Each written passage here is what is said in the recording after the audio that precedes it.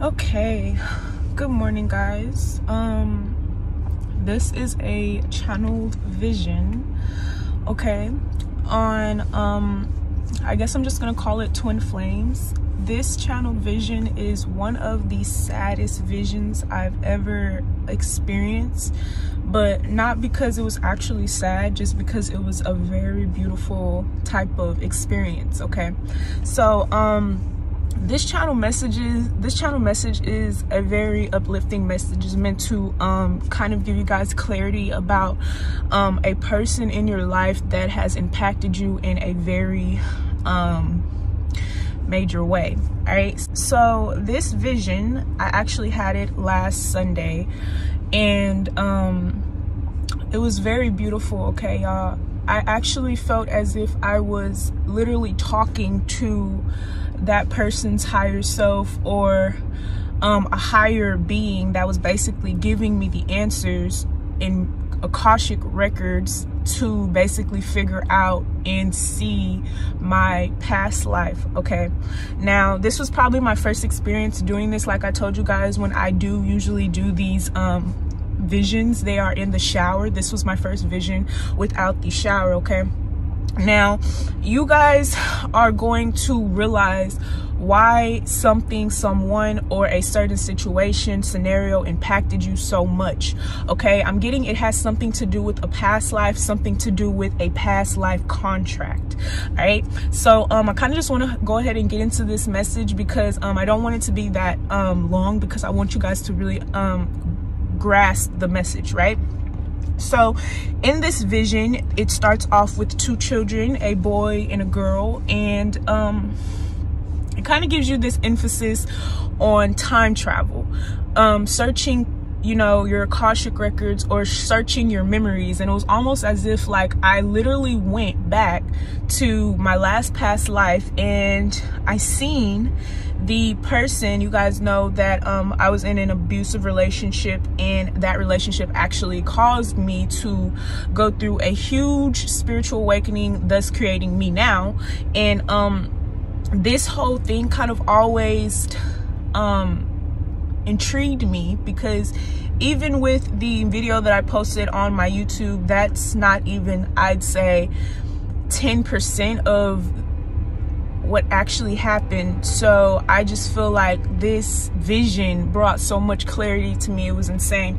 Now in the vision, you see this boy and this girl. Okay, it seems like they are sisters and brothers. Okay, and it's almost as if like these two kids, they were orphans. Okay, they did not have any parents, and it was almost as if like they would kind of dream and go to these dreamlands type things so that they could kind of escape the poverty and trauma that they were experiencing at the orphanage.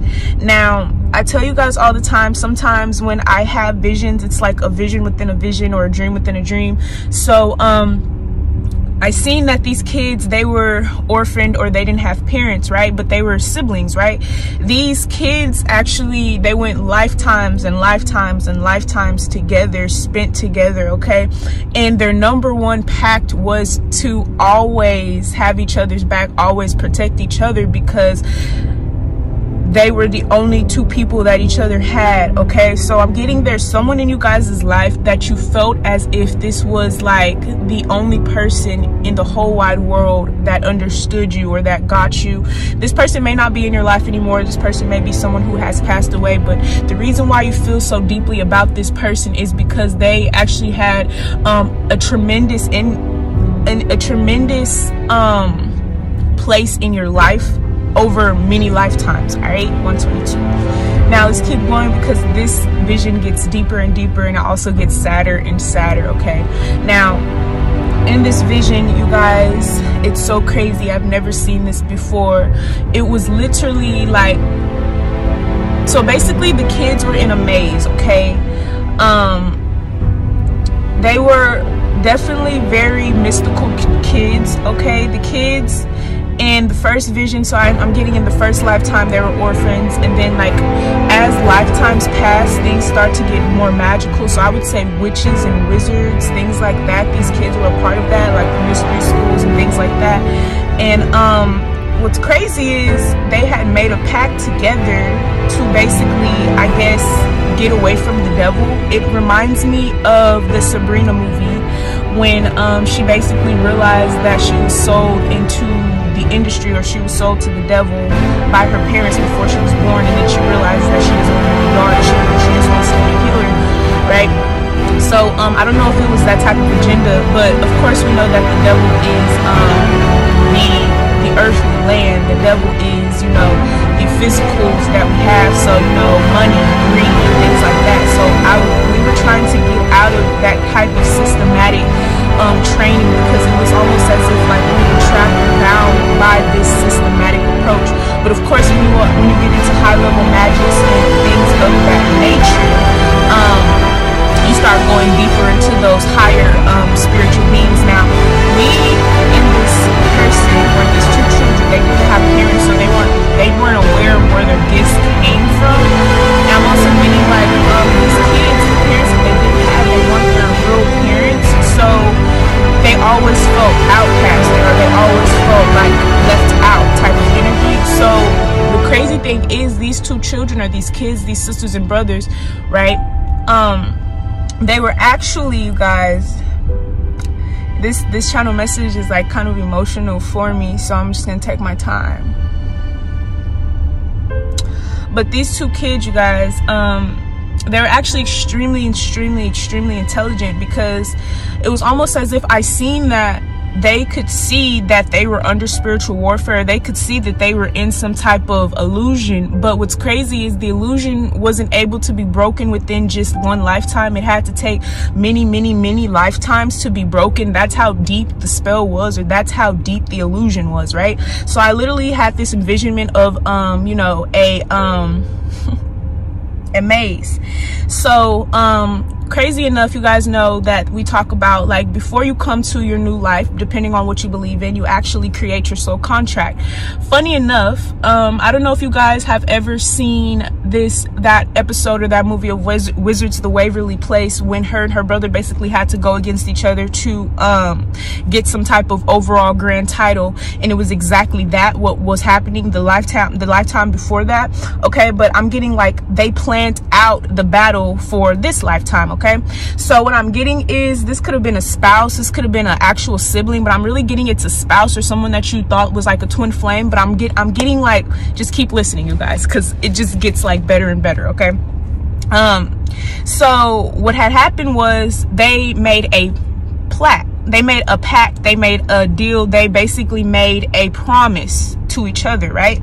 And basically what had happened was the sister, the feminine energy, okay, so the pact was basically to see who would win, or who would reign supreme over the family line or the family lineage, right?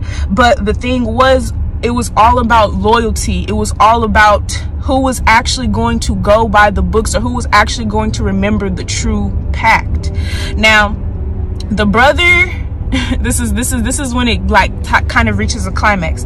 The sister goes, and of course they both write their life scripts separately, so that they wouldn't know, or they wouldn't even recognize each other when they met each other, right? So the sister writes words, and we will meet back together, right? Because I told you guys that the whole agenda for all of this shit, no matter what happened, was for them to protect and love each other unconditionally. Now, when the brother, okay, I'm sorry, I'm kind of missing some parts. The brother actually wrote his before the sister. The brother actually called in demons or spirits to basically help him to basically see a higher agenda, so that he could kind of basically beat or outsmart his sister. Okay, so I'm really getting that Five of Swords energy, Aquarius, Leo energy, so the royal family, all right? And then what's crazy is they actually had a time frame on this whole thing. So they had a time, I think it was like a week, to write this down and submit it to God. Okay, so basically the sister, she waited till the very last day, because she wanted to make sure that she observed the whole situation. She wanted to make sure that she was making the very right, you know, precautions, and that she wasn't just thinking about winning, right? So what's crazy is I couldn't see the whole contract. I could only see like the last line, right? And the sister writes words, and we will meet together. Okay, I already told you guys that part. Now the brother wrote words, and I will reign supreme.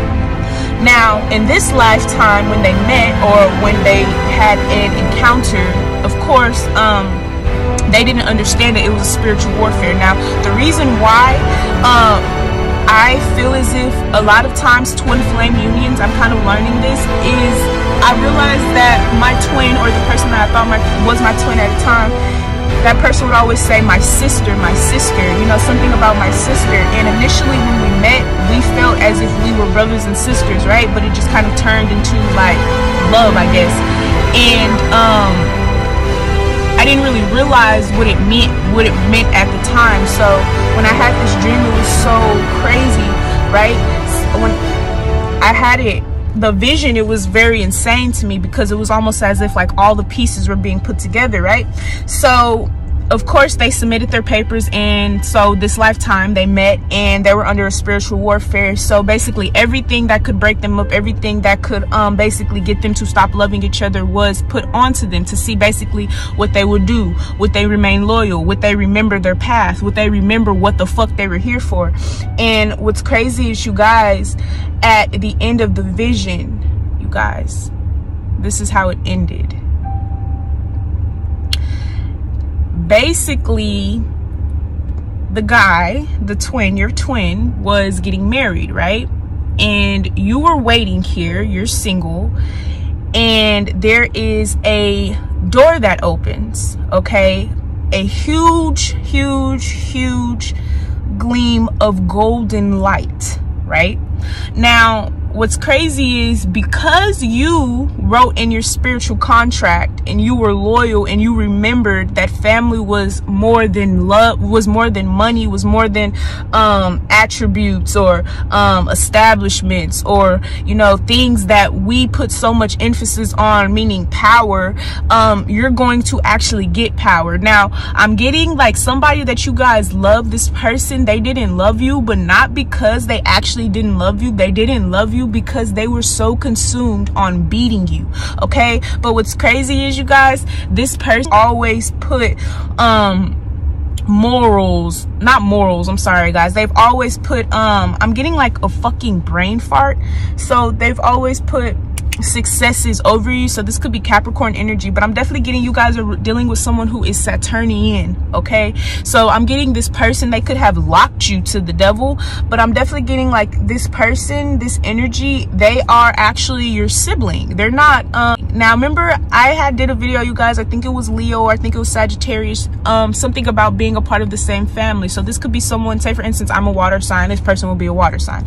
If I was a fire sign, this person will be a fire sign. It's like you guys are a part of the same family, you guys are a part of the same element, okay? You guys are from the same star, you guys are from the same seed. But the reason why you guys have this such love-hate type of energy was because you know, this world, you guys, this energies that we feel with the twin flames and things of that nature, even if it's karmic, it's only to understand and help us realize what is the bigger picture, what is really important in life, right?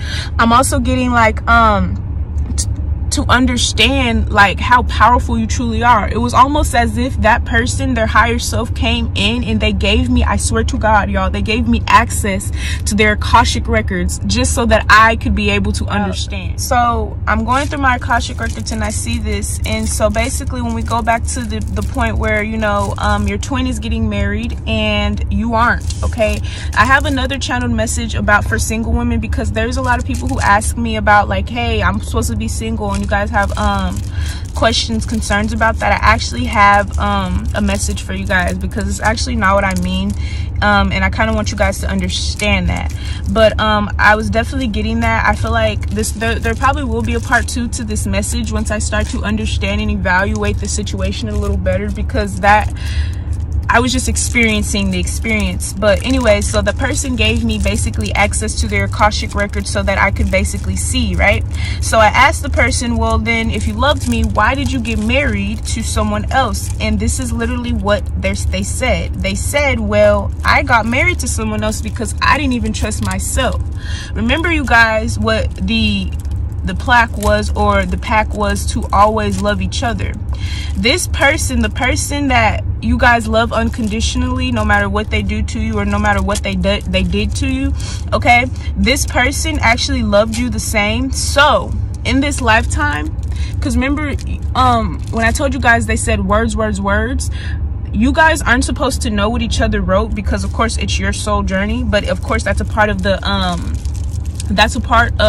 test, because you guys are such highly evolved souls that of course you are able to see illusions quickly, because I'm getting a lot of you guys, your third eyes naturally open star seeds, right? So once this person gave me access to their Akashic records, I could kind of see like a little of what they wrote on their paper or on their contract, and it was basically stating that if I was to not be able to be loyal, or if I am to forget my contract, then she, my wife, will be able to be ordained. All right, what does ordained mean? This is one of the most beautiful parts, because this is love. Love prevails all. Remember, I told you guys the overall agenda for this lifetime was to get away from the devil, to get out of the grasps of the devil's mind. And I feel like this person, your person, y'all, or the person that you guys loved unconditionally, they allowed you to be ordained without them, because they knew that they would be willing to sacrifice you for anything. So what does ordained mean? That means you have now met God. You are now coming into contact with Christ, the blood of Christ, and the blood of the Christ consciousness. All right, so tell me what you guys think about this channel message. I love you guys, and I'll see you guys this week.